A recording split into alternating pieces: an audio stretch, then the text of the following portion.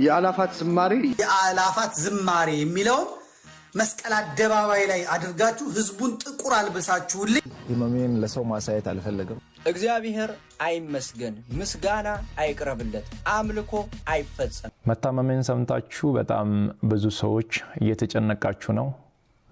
መታመሜን የነገርኳችሁ እንድትጨነቁ ፈልጌ ሳይሆን እንድትጸልዩልኝ ስለሚፈልግ ነው። ሁላችሁም በየእምነታችሁ እንድትጸልዩልኝ እፈልጋለሁ። የተከበራችሁ የቻናላችን ቤተሰቦች በየሳምንቱ እያዘጋጀን የምናቀርብላችሁን የሳምንቱን ዳሰሳ ይዘንላችሁ መጥተናል። አይላፍት ዝማሬ የፈጠረውን ሰጣ ገባ የተመለከተ ነው። ዘመድኩን በቀለ በአንድ በኩል፣ መምህር ዲያቆን ሄኖክ ኃይሌ ደግሞ በአንድ በኩል ሆኖ ህዝበ ክርስቲያኑ በሁለት በኩል ተከፍሎ በሐሳብ ሰጣ ገባ ውስጥ ይገኛል። ስለዚህ የተነሱ ሐሳቦችንና የኛስ ሐሳብ ምንድነው የሚለውን ወደ እናንተ ይዘን መጥተናል ማለት ነው። የአላፋት ዝማሬ የጌታችን መድኃኒታችን ኢየሱስ ክርስቶስ በተወለደበት ምሽት በሰውና በመላእክት ህብረት የተዘመረው የመጀመሪያውን ድንቅ ዝማሬ የአላፋት ዝማሬ መነሻ በማድረግ ስያሜውን ያገኘ ጉባኤ ነው። እልፍ አላፋት ወትልፊት አላፋት መጽሐፍ ቅዱስ ስለ መላእክት ቁጥር ሲናገር ብዙ ሺህ ጊዜ ሺህ አላፋት ጊዜ አላፋት ነው የሚል የአላፋት ዝማሬ የሚለው መስቀል አደባባይ ላይ አድርጋችሁ ህዝቡን ጥቁር አልበሳችሁልኝ የአሩሲን የወለጋን ጭፍጨፋ የሚያሳይ በአማርኛ በእንግሊዝኛ አድርጋችሁ ጧፍ እያበሩ ደረት የሚደቁ እናቶች አድርጋችሁ ምዕመናን ግን ጥቁር ከል ለብሳችሁ አሁን ከል ለብሰ ምህላ እግዚኦታ በሚደረግበት ሰዓት ማለት ነው። ከምሰማው መስቀል አደባባይ መውጣት ያለብን ጥቁር ለብሰን ነው የሚል ነበር። ዋናው ጥያቄ ከዛስ የሚለው ላይ ነው። ሁሉም ኦርቶዶክሳዊ ጥቁር ለብሰው መስቀል አደባባይ ይገኛል። መንግስት ደግሞ ይህንን ስለማይፈልግ ረብሻ ይፈጠራል። በማንና በማ በኦርቶዶክሳውያኑና በመንግስት ኃይሎች መካከል። ከዛ ምንድነው የሚፈጠረው? ግማሹን እያፈሰ ዘብጥያ፣ ከአቅሙ በላይ ከሆነም ጥይት መተኮስ ይጀመራል። አንዳንዱን በራሪ ጥይት አንዳንዱም ታርጌት ተደርጎ ይመታል። በዚህም የብዙ ወንድምናቶቻችንን ሞት እንዲሁም አካል ጉዳተኝነት እንመለከታለን። ተጨማሪ ሞት፣ ተጨማሪ አካል ጉዳተኝነት። ታዲያ በአርሲ የሚገኙ የእናቶች ለቅሶ አይበቃም? ለምን ተጨማሪ በአዲስ አበባ ያሉ እናቶች ያልቅሱ? ለምን ህይወቱን በተስፋ እየታገለ ያለው ወጣት ወደ ዘብጥያ ይውረድ? ለምን በላቡ ቤተሰቡን የሚያስተዳድሩ አባት ለምን አካል ጉዳተኛ ይሁን? ይህ ወንድማችን ደግሞ የዘመድኩን በቀለ ሐሳብን በማንሳት ጥቁር መለበስ ይለበስ፣ ነገር ግን አርሲ ላይ እንደታረዱ ኦርቶዶክሶች እዚህም አዲስ አበባ ላይ የእናቶችን እልቅሶ የእናቶችን እንባ ወደ አዲስ አበባ ማምጣት አለብን ወይ? ብዙዎችን አካለ ጎደሎ ማድረግ አለብን ወይ? ስለዚህ እንደዚህ ያለ ነገር አልቀበልም ብሎ ብዙዎች የዚህ ልጅ ሐሳብም የተጋሩት ቀላል የሚባሉ አይደሉም። የአይላፍ ዝማሬ በጣም የሚገርም ልብን ምስጥ የሚያደርግ ዝማሬ ነው።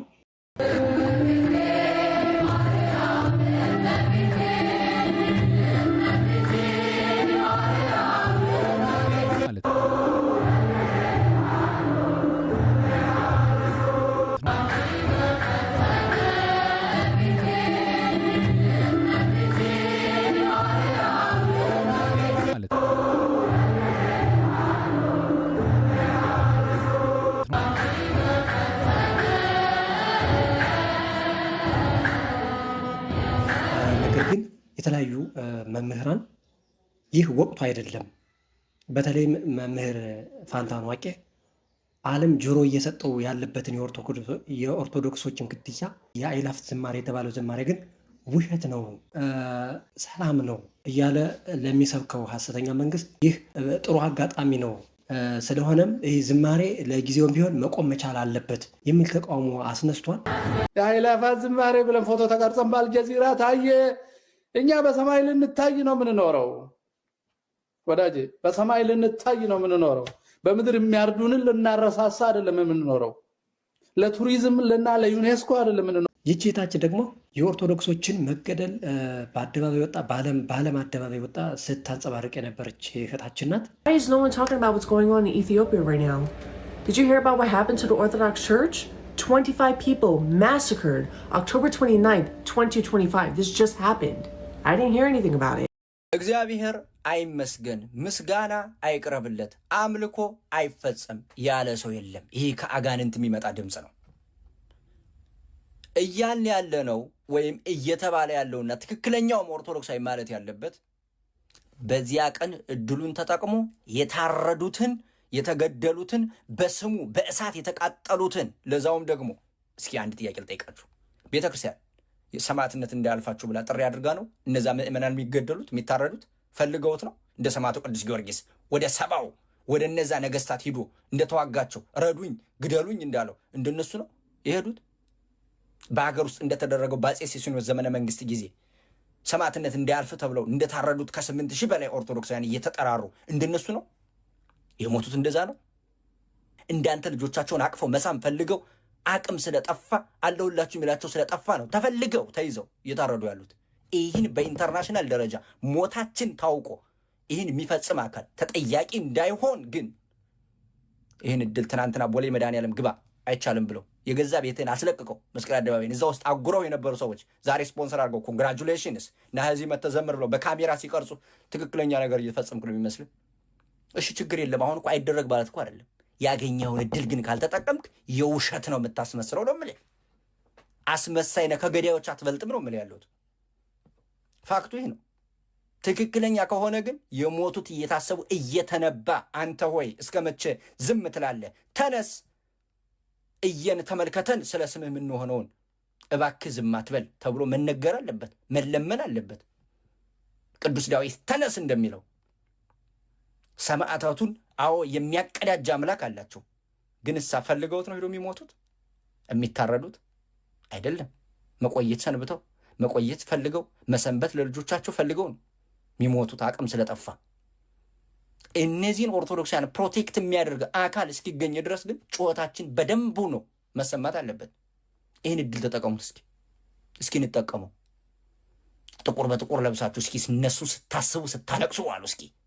እስኪ እናልቅስ። ትክክለኛ ከሆነ ነጭ በነጭ ለብሶ ጧፍ አስይዞ ካሜራ ቀርጾ በኢንተርናሽናል ደረጃ እኮ ዝም ብሎ እኮ ነው የሚለፈልፉት። አሜሪካ ኮንግረስ አባሎች ሴናተሮች ጋር ተገናኝተው ሁሉ ያወሩት ሁሉ የፖለቲካ ይዘት ነው ብለው ከዛ በኋላ በኢንተርናሽናል ደረጃ ያንን ነገር አስገብተው ምናምን የእኛን ጩኸትና ድምፃችንን አፍነው ይህን ጉዳይ ኮላፕስ ካደረጉት ከገዳዮች ተለይታቸው አትታዩ። እንግዲህ ወንድማችን እንዳነሳው ሞታችን በአደባባይ እየገደሉ እያረዱ የፈጁንን ሞታችን በዝማሬ የምንሸፍን ከሆነ እኛ ከገዳዮች አናንስም፣ በደላችን ከገዳዮች አይተናነስም። ስለሆነም መውጣትና መዘመር ካለብን ማሰማት አለብን ድምፃችን። እንደዚህ ተሰባስበን ብንዘምር በተለያየ መንገድ ይህንን አጋጣሚ ተጠቅመን የመንግስትን ሴራ ማጋለጥ አለብን የሚል ሀሳብ ነው ያቀረበው። እንግዲህ ያንተ ሀሳብ ምንድን ነው ብትሉኝ፣ ዝማሬውን እኔም አልከለክልም። ነገር ግን እንዴት ነው የምንዘምር ነው። አሁንም ፍጅት ነው የሚመጣ፣ ፍጅት ይመጣል። አሁንም ወደ መንግስት ተቃውሞ ባነሳን ጊዜ ፍጅት ይመጣል። ስለዚህ ለሰማዕትነት አስበን ከተነሳን እና ወደ ዝማሬ ከርነ መልካም ነው። ነገር ግን የኦርቶዶክስን የሀገሪቱን ችግር ግን በሚሸፍን መልኩ ዝማሬው መቀጠል የለበትም ባይ ነኝ። ይህ ለእግዚአብሔር የሚሰጥ መስዋዕት ነው፣ ምንም ጥያቄ የለውም። በጣም ደስ የሚል ነው፣ ልብ የሚመስጥ ነው። ነገር ግን ግፋችን አይከልልም ወይ ነው? ግፋችን ግፍ እንዳልተፈጸመብን ለዓለም ሚዲያ አያሳውቅም ወይ ነው ዋናው እንትኑ ማለት ነው። ስለዚህ ከዚህ አንጻር መስዋዕት የምንሆን ከሆነ ጥቁር ለብሰን እንውጣ፣ አቅደንበት ስጋው ደግሞ ወስደን ምንም በቃ ለሞታችን ቆርጠን ነው። ያለዚያ ግን ለጊዜው ይሄ ዝማሬ የእግዚአብሔር ስም የሚመሰገንበት ነው። የእግዚአብሔር ስም የሚመሰገንበትን ዝማሬ አቁሙ ማለት ከባድ ነው። ነገር ግን ለረጅም ጊዜ ወደፊት መንግስት ላቀደው መከራና ሰቆቃ ግን እዚህ አንጻር ሲታሰብ ግን ይሄ ዝማሬ ዛሬ ብንዘምር ነገ መዘመር አንችልም። ይሄ ነው የብዙዎች ጥያቄም እና በጣም መታሰብ ያለበት ነው። ህመሙ የጀመረው አሁን አይደለም፣ ተላምደናል። ዛሬ 1 ዓመት ከ5 ወር አካባቢ የሚሆን ይመስለኛል። ያኔ ጎፋ በመሬት ናዳ ምክንያት ወገኖቻችን በሞቱ ጊዜ ለማገዝ እዛ ነበርኩኝ።